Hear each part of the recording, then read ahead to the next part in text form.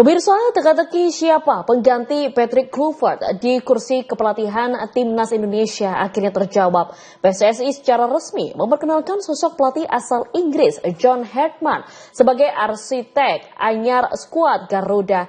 Hartman yang pernah membawa Kanada ke Piala Dunia diharapkan mampu membangkitkan semangat timnas pasca kegagalan menuju Piala Dunia 2026 yang lalu.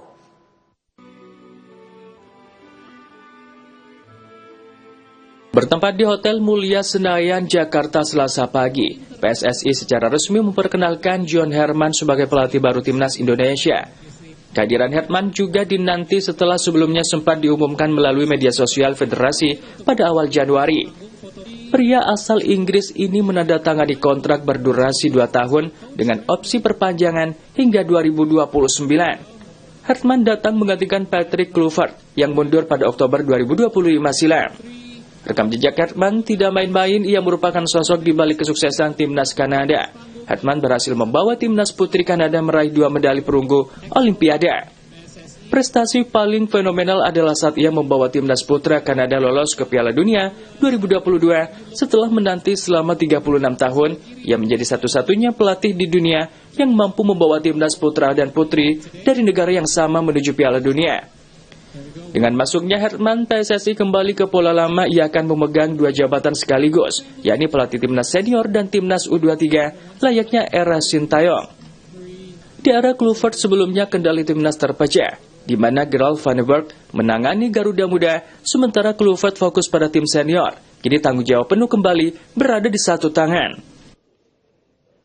Experience of adapting different cultures, football cultures, social cultures, it's part of the experience of living, understanding, breathing the culture.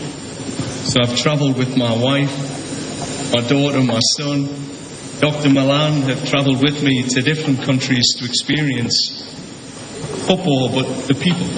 And I think this is a major part of the experience in Indonesia. To breathe with the fans, to understand what it really means to the people. And I think that's a starting point. You have to feel the fabric of the country. And on feeling it, you understand it. And from understanding it, you can now build the football culture internally, in the locker room. You know what to fight for. You know when to fight. You know how to bring the passion of the fans and connect it to the dressing room, to the players. I think that's been a huge part of moving from New Zealand, understanding Maori culture, understanding the gritty Canadian culture, and now coming to Indonesia and understanding what the Garuda Membra really is.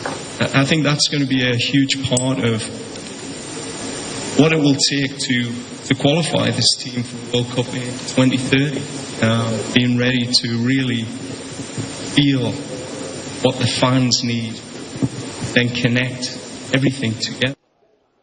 Tahun 2026 akan menjadi ujian berat bagi Hartman. Debatnya akan dimulai pada FIFA Series Maret mendatang di Stadion Utama Gelora Bung Karno.